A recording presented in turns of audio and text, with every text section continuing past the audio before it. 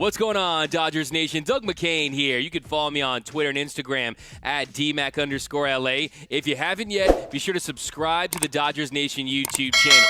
For all the latest Dodgers news, rumors, hype videos, podcasts, interviews, you're going to find it right here. It's the fastest growing Dodgers YouTube channel in the game, so be sure to hit that subscribe button, hit that notification bell, hit that like button, and give me all your takes down below in the comment section. We're giving away over $1,000 worth of cash and prizes for the entire month of February, and you could be today's Word of the Day winner. So at some point during this video, you're going to see the Word of the Day flash on the screen somewhere. You have to look for it. It can be at the beginning, middle, or the end. You never know what's going to happen, but be on the lookout. When you identify the word, head to our About section on our YouTube page and email us the word, and you'll be entered to win. To win, you have to be subscribed to the Dodgers Nation YouTube channel, have that notification bell on, and also don't drop it down below in the comment section. Spoils the fun for everyone, and you won't have a chance to win. So good luck, secure that bag, Dodgers Nation, and for all the latest Dodgers news, head over to DodgersNation.com.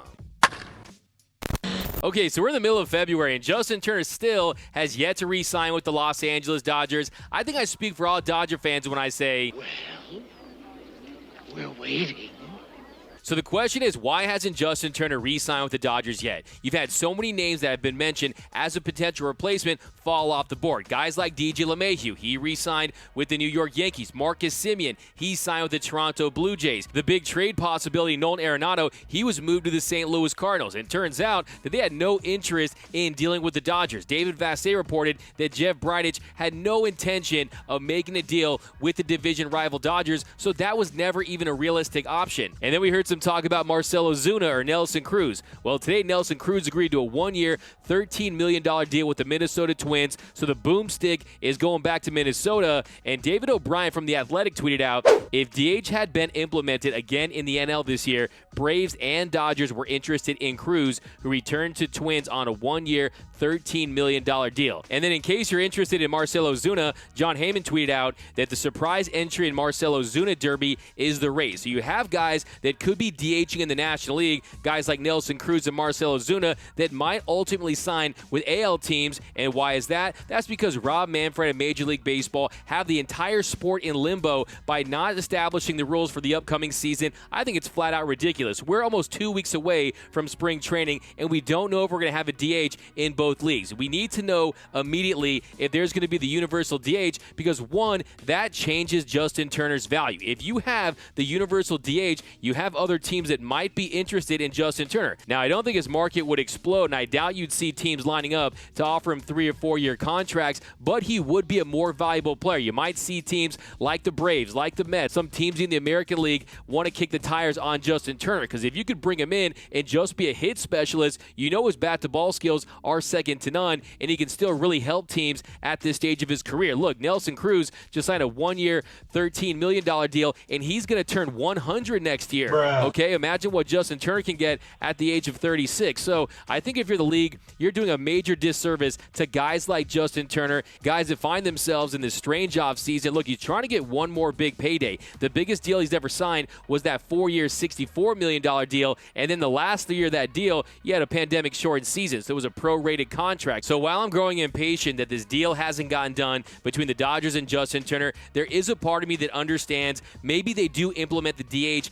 in the last minute, just like they implemented the expanded playoffs in the last minute before the 2020 season. I don't think it's likely, but I think it might be worth holding out a couple extra days, maybe a couple extra weeks, and then at least you know if you're Justin Turner, you did everything you could to maximize that last deal, that last big payday that you're going to sign in your big league career. And I also think that it's ridiculous that the league is using the DH as a bargaining chip. Look, the pitchers, they don't want to go out there and hit. They don't want to go out there and increase their chances of injury. So I can see why the players are irritated. These two sides just don't get along. They can't find a common ground on essentially anything. Here's a live look at the players and the owners trying to agree to the rules for the upcoming season. I know his mama got tickets, so shut the up about, hey, don't talk about my mom. Smack the out of you right now. Don't you ever talk about my mom. Yeah, Talk about What's good?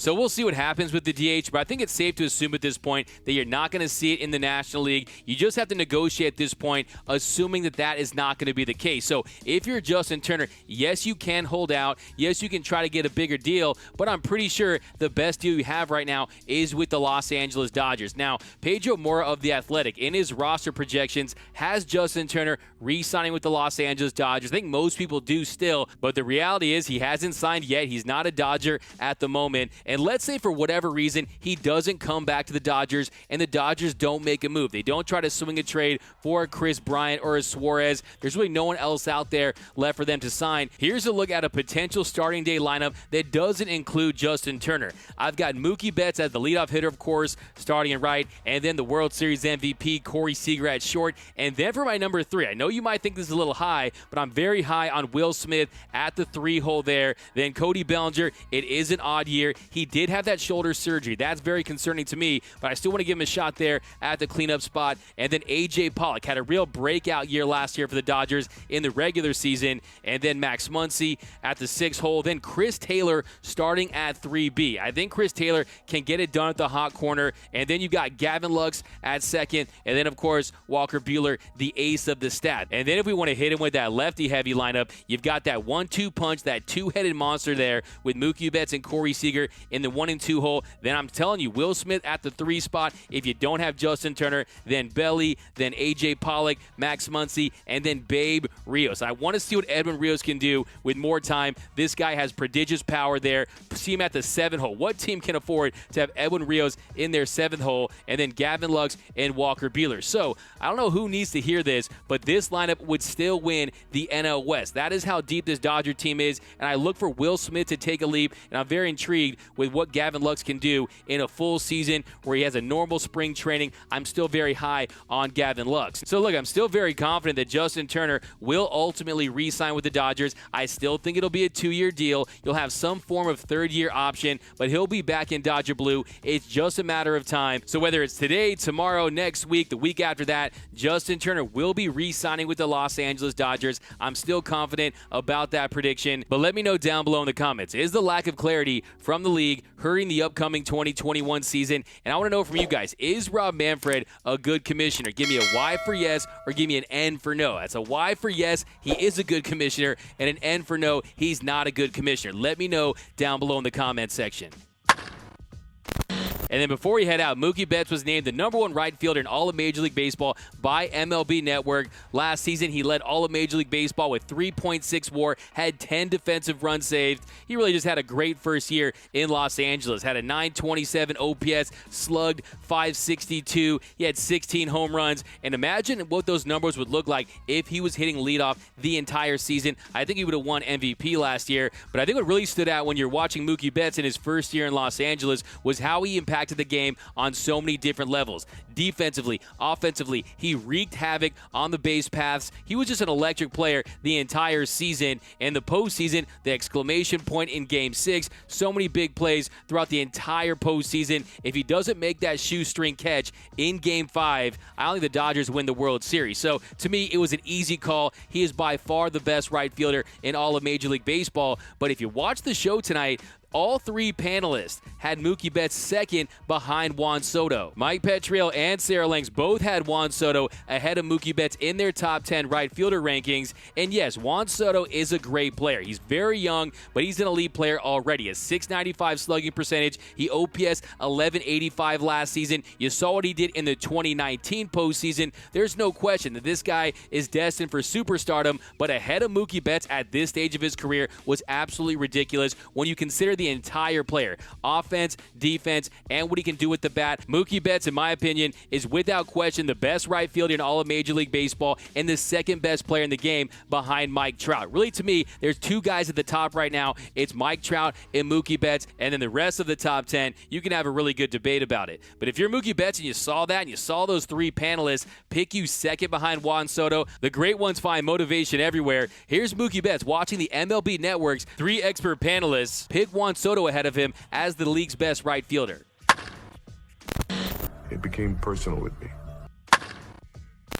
But let me know down below in the comments, who's the best right fielder in Major League Baseball today? Is it Mookie Betts or is it Juan Soto? Give me a Mookie for Mookie Betts or a Soto for Juan Soto. Let me know down below in the comments section. And if you spotted today's word of the day, be sure to hit up our About page on our YouTube channel. Email us that word of the day so you can enter to win. We're giving away over $1,000 worth of cash and prizes for the entire month of February. So be sure to give us that word of the day. You have to be subscribed to the channel to win. So be sure to hit that subscribe button, hit that notification button, and if you want more Dodgers content, hit that like button. My name is Doug McCain. You can follow me on Twitter and Instagram at DMAC_LA. That's at DMAC_LA. If you want to pick up the newest Dodgers Nation t-shirts, head over to gearup.la. For all latest Dodgers news, head over to DodgersNation.com. And until next time, think blue, bleed blue, and I'm out.